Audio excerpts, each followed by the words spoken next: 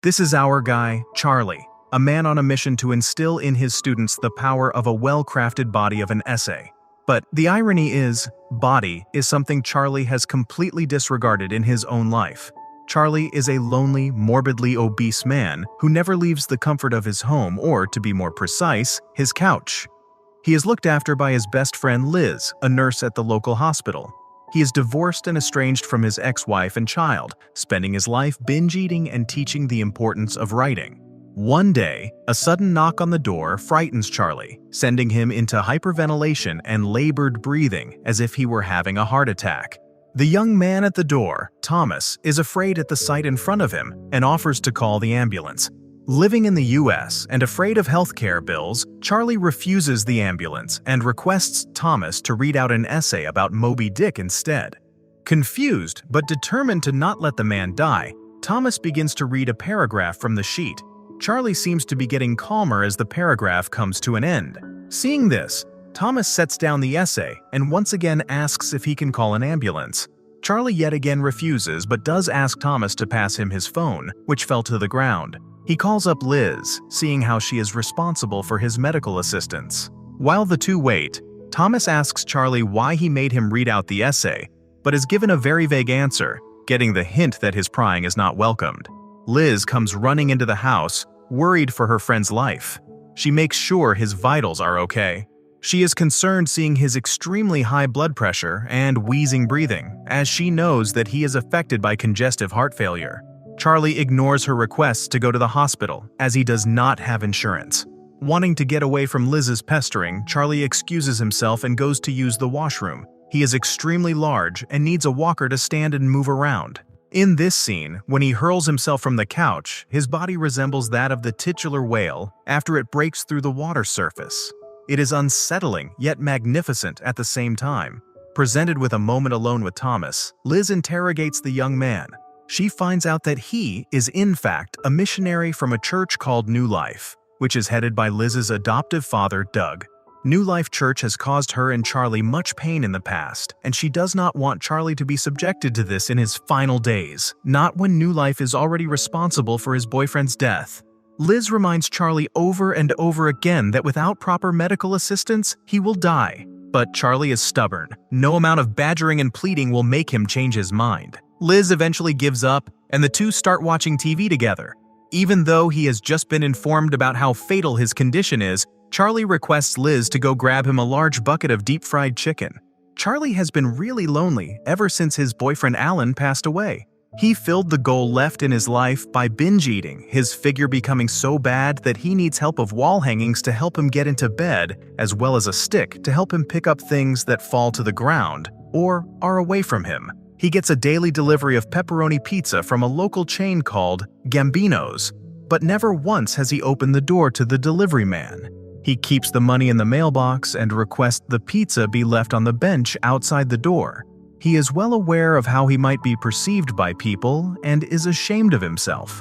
The essay about Moby Dick, which Thomas had read out to him, is a sort of a coping mechanism for Charlie. He knows the essay by heart and recites it over and over again when he feels the need to calm his nerves. Worried about his condition, Charlie begins to Google his chances of living. Seeing how low they are, he turns to his chocolate drawer and hogs down a chocolate bar, and then one more, and then one more. Suddenly, he realizes that he cannot let his emotions get the best of him. He simply must accept his fate and make the most of whatever time he has left.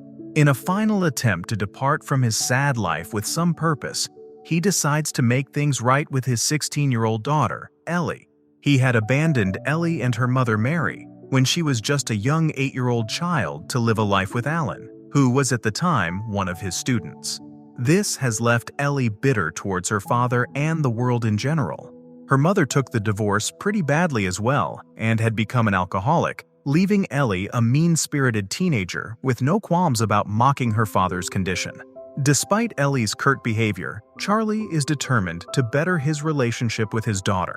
When he finds out that she is flunking out of school, he offers to help her rewrite her essays for English class. However, as this is not a sure way to make sure that Ellie visits regularly, Charlie also bribes her with all the money that he has in the bank account for her. She agrees, even though she is very upset with her father because while she needs the money, she does not want to write her own essay. Before leaving, Ellie demands that her father stand up and walk towards her without any support to prove his love for her. She pulls away his walker and forces him to try walking on his own.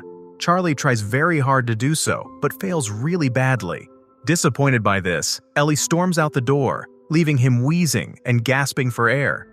When Liz comes to visit and check up on Charlie's health, she gives him a machine that will track his stress levels. She also finds an essay with Ellie's name on it. Seeing that Charlie has been trying to reconnect with his daughter, who he has zero custodial rights over, makes Liz very mad and paranoid. She makes him promise that he will not call her over again. He meekly says, okay, to put her mind at ease. Liz hands a meatball sub to Charlie for dinner and begins clearing the dishes in the kitchen sink. He bites into his sub and while thinking about a ton of stressful things, forgets to chew properly. He starts to choke on his food. Liz sees this and immediately rushes over to force the food out of his windpipe. She gives him a big punch on his back and the food comes out. This incident scares the hell out of both the friends and they resume their work in complete silence. The next day, Charlie is preparing the house for Ellie's visit. He is looking for a notebook for Ellie to write her thoughts in when he stumbles upon a framed picture of him and Alan. With a faint smile and fond memories rushing into his mind, he decides to finally open the bedroom that has been locked for a while now. He tries to reach for the key, but it ends up slipping out of his hand and falling under a cabinet, making it impossible for him to retrieve it. Charlie gives up and waits for Ellie to show up. Once she arrives, he starts reviewing her essay about Walt Whitman's Leaves of Grass, one of the world's most renowned pieces of poetry, famous for its celebration the poet's self and its relation with nature. Ellie, to say the least, does not see the depth of it, instead calling it a piece of crap. This causes Charlie to realize just how cynical his beautiful and chirpy daughter has become. He still tries to find hope in the cynicism. Seeing little chance in getting Ellie interested in the poem, he starts asking her more general questions. While very reluctant at first, she tells him about her mom and that they have shifted to a new house. Then, well, it is only fair that she be allowed to ask Charlie questions as well, right? So she asks him why and how he had gained so much weight. He tells her that he started gaining weight after someone close to him passed away. Ellie bluntly cuts him off by saying, "your boyfriend," recalling the one dinner where Charlie had made steaks for Alan, Ellie, and himself. He is shocked to learn that she remembers this still. He requests Ellie to write a few of her thoughts in a notebook and excuses himself to go to the washroom. The day has been very tough for him. He has had to deal with a lot of triggering moments that have all made him relive the loss of his partner. Charlie starts to sob in the washroom to let out his feelings. While he is in there, someone knocks on the door. Ellie opens it to find Thomas back at his evangelical quest. She lets him into the house and asks him who he is. He tells her that he is a missionary from New Life Church and he is here to spread Jesus' message. She brushes it off as a bunch of bullshit and tells him to meet her tomorrow at the same time in the house. Charlie exits the passageway of his house, and while doing so, hears the click of Ellie taking a photo. She leaves the house, leaving Thomas and Charlie alone. Thomas explains how he believes in the coming of the end of the world and the possibility of Christ coming back to life. Charlie tells him that he has read everything ever published by New Life, and that he simply does not believe in this. Thomas is persistent in wanting to help Charlie, so Charlie asks him to get the key from under the cabinet for him. The key is retrieved and the bedroom is finally opened. While the two of them are talking about New Life, Liz comes to Charlie's house and is furious to see the missionary there. She at first commands Thomas to leave, but then asks him to stay on for a little chat. Liz has brought a wheelchair for Charlie. It is a simple, custom-made wheelchair which was ordered for another patient. Since the patient had passed away, it was lying around at the hospital. Liz then pulls Thomas out and begins to tell him about all the pain and suffering that New Life has caused both her and Charlie. She tells him about her adoptive parents who run the New Life Foundation. Her elder brother Alan was also one of the missionaries. He had been sent to South America for some work. There, he learned that their father had arranged his marriage to a good, decent Christian girl. He did not want that. He was gay and did not want to ruin his or anyone else's life by committing to a girl. Once he returned to Idaho, he met Charlie and the two fell in love. However, the religion and the teaching of the church had become a plague for him, and he could never get over it. Alan stopped eating and eventually went missing. A few days after his disappearance, his body washed up to the shore of the beach. Charlie can hear that Liz is crying by the end of the story. Thomas, left weary and afraid by what he had just learnt, runs away. After Liz leaves as well, Charlie enters the locked bedroom, which belonged to Alan while he was alive. The room still smells like him, which is a comforting feeling for Charlie. At dinner, he decides to take a look at what his daughter wrote in the notebook. There are only 3 lines in it. "This apartment smells," "This notebook is retarded," and "I hate everyone." Seeing that his talented daughter had lost all her creativity saddens Charlie, but he still ends up laughing about what little she has written. The next day, Ellie is back at the apartment to pick up her finished essay. Charlie makes an effort to connect with his daughter yet again by apologizing for leaving her and attempting to justify his actions. However, Ellie is not interested in any of it. She has been left frustrated and deeply hurt by his actions, and nothing he could say would change that. He again tries to tell her how he always wanted to be a part of her life, but her mother never let him.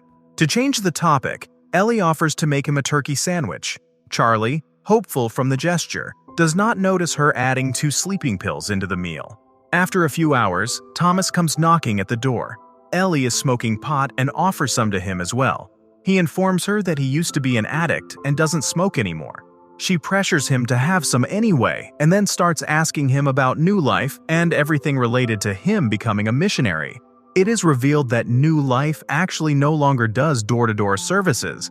Ellie catches him in a lie and demands to know the truth about him. Though reluctant at first, Thomas comes clean about himself. He did, in fact, come to Idaho as a missionary, just not with New Life. When he realized that his church group was not making any difference in the life of people, he stole whatever petty cash there was and ran away. He is now scared to contact his parents back in Iowa because of the shame he has caused them. While telling Ellie all this, he comes across a Bible which once belonged to Alan. Ellie has recorded this entire conversation and is planning to expose him. As they finish talking, Liz and Mary enter the house. Thomas gets scared and runs away.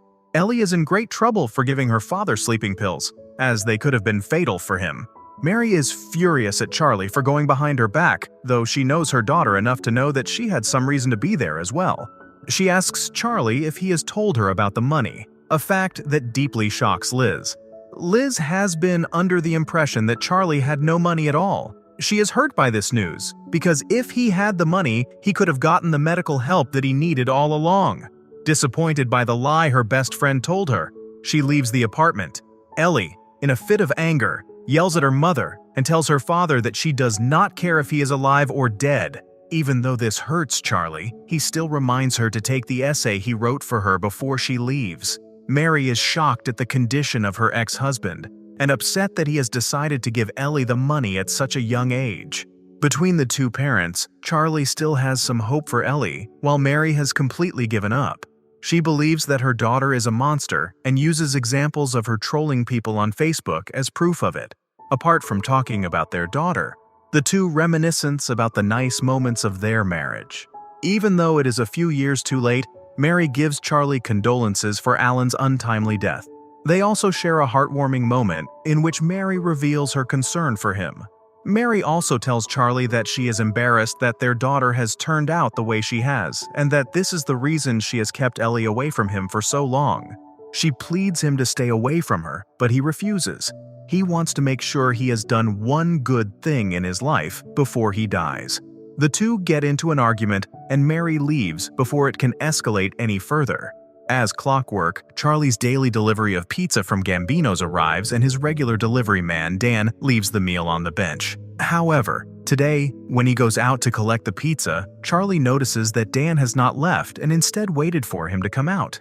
Dan simply scoffs at the sight of the obese man, which irritates Charlie. He spirals down and starts to eat everything in sight.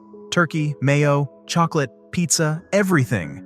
This binge eating makes him very sick, and he ends up throwing up. He hates himself and starts crying because of this.